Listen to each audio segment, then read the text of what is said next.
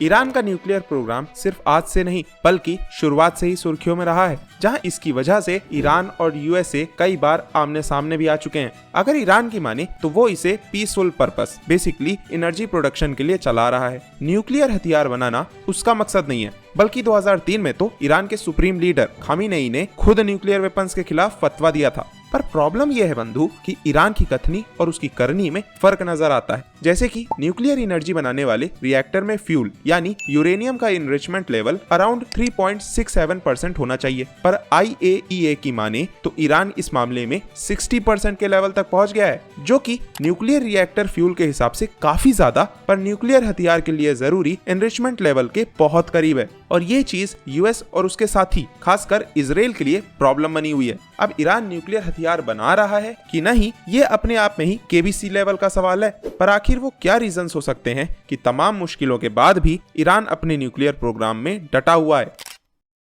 समय में थोड़ा पीछे जाएं तो ईरान और उसके लोगों ने काफी उथल पुथल का सामना किया है, जिसकी एक बड़ी वजह वेस्टर्न देशों की ईरान में दखल अंदाजी भी रही है, जिसे ईरान पर्सनल लेवल पे काफी फ्रस्ट्रेटिंग और बेइज्जती भरा एक्सपीरियंस मानता है। चाहे सेकेंड वर्ल्ड वॉर के दौरान ब्रिटिश और उसके अलाइड ग्रुप्स का ईरान पर कब्जा करना हो, या फिर 1953 में ईरान के प्राइम मिनिस्टर मोहम्मद मोसादेक के खिलाफ तख्ता पलट हो, ईरान में वेस्टर्न पावर्स समय समय पर दखल देती रही हैं, और इस वजह से ईरान की जनता में वेस्ट को लेकर कोई ज्यादा अच्छी इमेज नहीं है। वहाँ ये नैरेटिव काफी हद तक क्लियर है कि वेस्टर्न पावर्स खासकर यूएस सिर्फ अपने बारे में सोचते हैं और वे ईरान में इसलिए दखल करते हैं ताकि वे उसकी टेरिटरी और ऑयल रिजर्व्स पर कब्जा कर सकें, और अमेरिका के एक्शंस ने इसे और पुख्ताई किया है। एग्जाम्पल के लिए 1980 में शुरू हुए ईरान इराक वॉर में चाहे सद्दाम हुसैन को सपोर्ट करना हो या फिर ईरान पर अच्छे खासे सैंक्शंस लगाना हो, जिसकी वजह से ईरान पूरी दुनिया में अलग थलग पड़ा हुआ है। ये कहना गलत नहीं होगा कि ईरान का यूएस के साथ खासकर 1979 के रेवोल्यूशन के बाद तो काफी ट्रॉमेटिक एक्सपीरियंस रहा है, जहां ईरानियन रेजिम यूएस को अपना सबसे बड़ा दुश्मन मानती है। माने भी क्यों ना, ईरान में तख्ता पलट करवाने को लेकर यूएस हो या इजराइल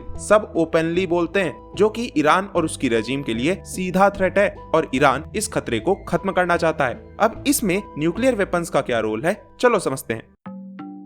जैसा मैंने बताया, ईरान की रेजिम यूएस को अपनी सिक्योरिटी के लिए खास तौर पर खतरा मानती है। वैसे तो ईरान और अमेरिका के बीच लगभग 11,512 किलोमीटर की दूरी है, पर यह चीज ईरान के लिए किसी काम की नहीं है। ईरान के लिए टेंशन की एक वजह मिडिल ईस्ट में यूएस की मिलिट्री प्रेजेंस भी है, मतलब जिसे वो अपना सबसे बड़ा दुश्मन मानता है वो उसके ही इलाके में घूमता रहता है। 2001 के बाद से यूएसए ने ईरान की ओर अपना फोकस बढ़ा दिया। साथ ही यूएस के कई गल्फ कंट्रीज के साथ अच्छे रिलेशंस भी हैं, प्लस इजराइल तो है ही, जिसका होना ही ईरान की रेजिम को रास नहीं आता, और ऐसे ईरान लगभग हर ओर से अपने आप को यूएसए से घिरा पाता है। और ये चीज ईरान के लिए कितनी घातक है ये हमने जून 2025 में हुए ईरान इजराइल कॉन्फ्लिक्ट में देखा भी, जहां पहले इजराइल और फिर यूएसए ने ईरान के इंपॉर्टेंट मिलिट्री और न्यूक्लियर साइट्स पर बॉम्बिंग की। ईरान ने भी जवाबी कार्यवाही की, पर जिस इंटेंसिटी और एक्यूरेसी से यूएस और इजराइल ने उसके न्यूक्लियर प्रोग्राम पर अटैक किया, चाहे वो उनके न्यूक्लियर प्रोग्राम की लोकेशंस हो, उसके साइंटिस्ट हो या फिर बाकी चीजें,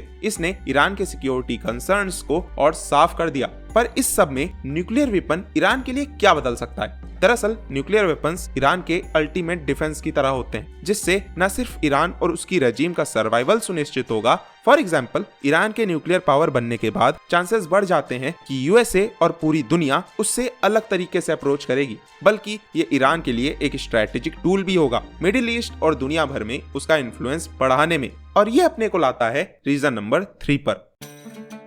1979 में ईरान जब एक इस्लामिक रिपब्लिक बना, तब से ईरान का एक मोटो मिडिल ईस्ट में अपना इन्फ्लुएंस बढ़ाना और इस रीजन का लीडर बनना रहा है। ईरान इस्लामिक रेवोल्यूशन को एक एग्जाम्पल की तरह देखता है जो बाकी मुस्लिम कंट्रीज को इंस्पायर कर सकता है और ईरान की हेल्प कर सकता है मिडिल ईस्ट में अपनी रिलीजियस हेजेमोनी फैलाने में। पर इस चीज में ईरान की रेजिम जिसे सबसे बड़ी रुकावट मानती है वो है वेस्टर्न देश, खासकर यूएसए। दरअसल मिडिल ईस्ट में यूएस की मौजूदगी, साथ ही कई गल्फ कंट्रीज के साथ उसके अच्छे डिप्लोमेटिक रिलेशंस, इस चीज में ईरानियन रेजिम के लिए सबसे बड़ा रोड़ा है। जैसे इस वीडियो के वायरल होने में रोड़ा है तुम्हारा इसे लाइक न करना। अगर नहीं किया है तो कर दो प्लीज।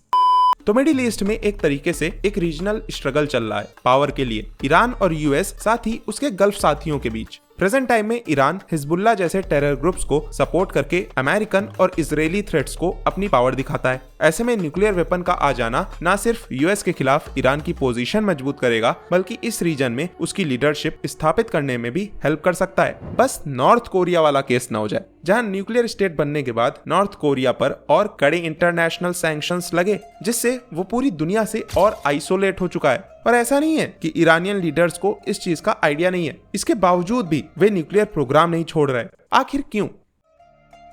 इतिहास की ओर देखें तो ईरान, जो पहले पर्शिया के नाम से जाना जाता था, कई सदियों तक कल्चरल, साइंटिफिक, रिलीजियस और पॉलिटिकल थॉट का एक एक्टिव सेंटर रहा, जिसकी वजह से ईरान के लोगों में नेशनल प्राइड की फीलिंग बहुत गहरी रही है। वो बात अलग है कि 19th और 20th सेंचुरी, बल्कि आज भी वेस्टर्न इंटरफेरेंस ईरान में होती रहती है, जिससे इसे ठेस भी लगी है। वो पहले रीजन में पर्सनल लेवल की बात करी थी ना मैंने, वो यहाँ से आई है। कई एक्सपर्ट्स का मानना है कि भले ही ईरान न्यूक्लियर हथियार ना बनाए, पर उन्हें बनाने की काबिलियत तो जरूर हासिल करना चाहता है, और ईरानियन रजीम इसके लिए सब कुछ करने को तैयार दिखती है। मतलब हाल ये है कि इनकम ज्यादा हो नहीं रही, इकोनॉमी नीचे और महंगाई ऊपर जा रही है, दूसरे देशों का दबाव भयंकर है, पर बंधु न्यूक्लियर प्रोग्राम चलता रहना चाहिए। ये न्यूक्लियर प्रोग्राम वो तरीका है जिसके जरिए ईरानियन रजीम न सिर्फ अपने लोगों को बल्कि पूरी दुनिया को ये जता सकती है कि उनके अंडर ईरान एक मजबूत और सॉवरेन देश है। उनके मुताबिक ये ईरान को कंट्रोल करने, नुकसान पहुंचाने या कमजोर करने वाले वेस्टर्न एफर्ट्स को खत्म कर देगा,